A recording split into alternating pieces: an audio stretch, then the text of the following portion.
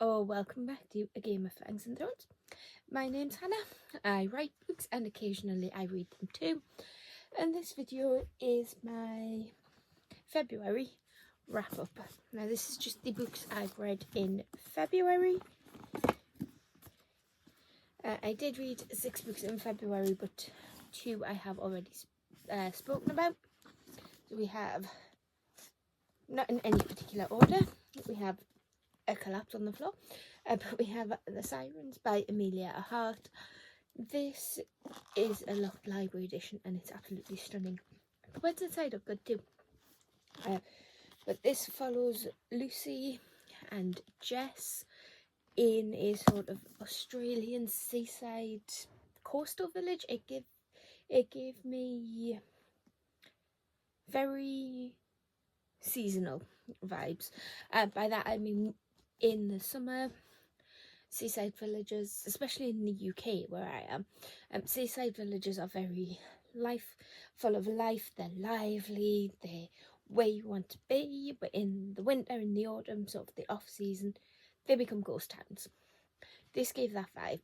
But basically we follow Lucy, who is a university student studying journalism, and she uncovers a lot of family secrets and a long-running mystery where men are disappearing without a trace.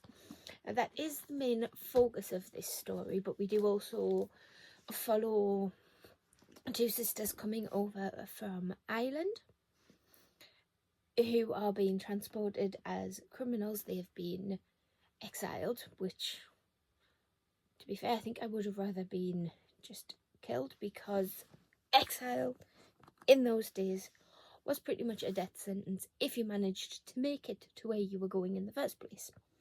So we follow Jess and, well, mainly more Lucy in the modern day timeline, and these 2 sisters who, I want to say Beth,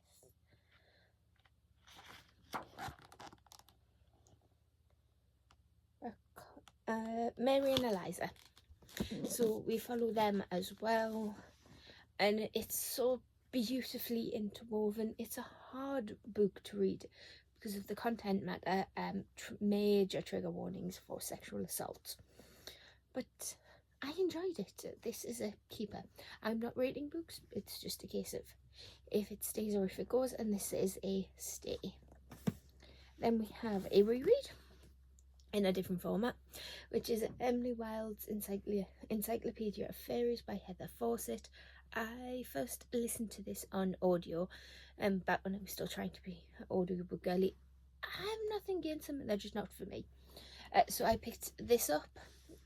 I have the sequel down there somewhere as well, but if you weren't aware, this is a cosy, light academia fairy story following Emily as she is on a mission to basically categorise every fae in one big volume that she comes across. And it's so cute and cosy, and I ate it up again. I don't think I've had any misses this month with books, which is unusual. So yes, in this it is a romance as well, because we have Wendell, and Wendell is a golden retriever of a man. I've said it, he is a breath of fresh air, especially since some of the love interests that I read. I am looking at pretty much all of you. Yeah, he was a cute little breath of fresh air, and I just love Emily's attitude to everything he does, and their relationship grows, and this is so cozy. The whole thing rests on these 2 people. If you don't like these 2 people, I don't think you're going to like it, but I enjoyed it. I have the second one. I want to read it soon. And then we have Amari and the Great Game by Baby Alston. This is the sequel to Amari and the Night Brothers, in which we follow Amari Peters, a 11-12-year-old black girl who is investigating her incredibly intelligent older brother's disappearance, and sort of figures out that nothing is as it seems in this world, and there is a hidden world of other. And within that other world, you have were-dragons, which, of course, come on, you just need to say the word dragon, and I'm right behind you. But we have were-dragons, we have trolls, we have all sorts of magical quirks and talents. And Amari, because her brother, before he disappeared, put her name forward for like an internship summer program, she gets invited, and it all goes from there, really. This was brilliant, but it dealt with some harsher topics of segregation, prejudice, racism as well, because obviously Austen does not shy away from the topic, but it is set in a way that is very understandable and relatable for children.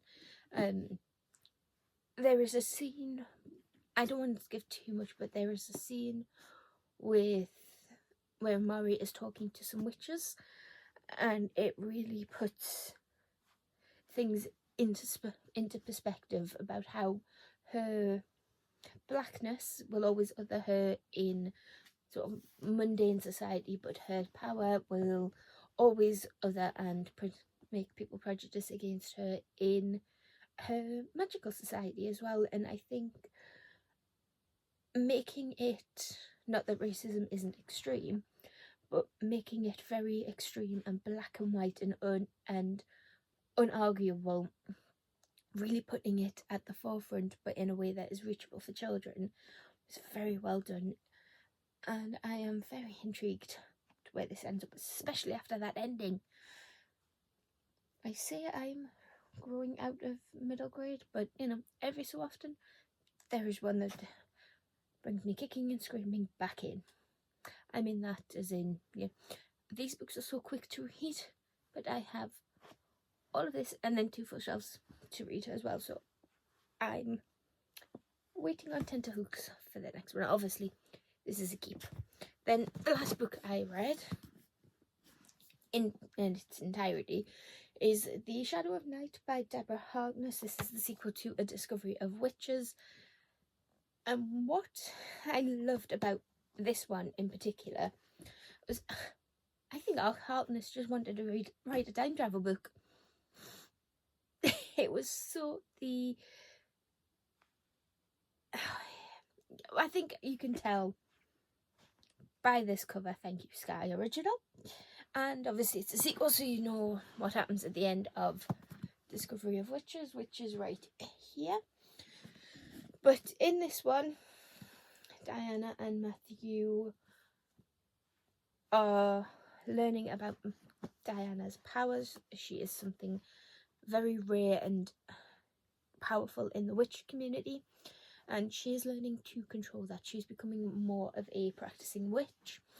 Well, we learn a bit more about Matthew's past and how he became the vampire that he is.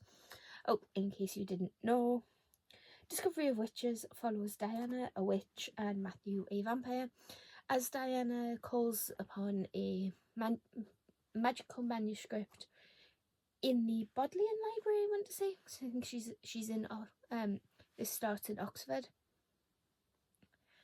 That tells of, it's basically the book of life and death for witches, vampires, and demons, which are the 3 main supernatural creatures that we've come across. I'm sure there may be more, but I'm liking that trinity. I have to admit that works.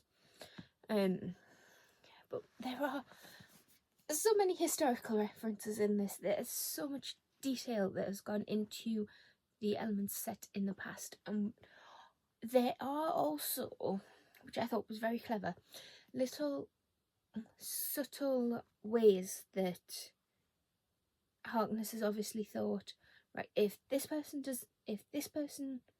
was in the past and did this, how would the future change? And then little tiny little changes that I don't think Diana or Matthew realise that they've made, but the ripple effect has been thought about and was actually really interesting to read, because we did get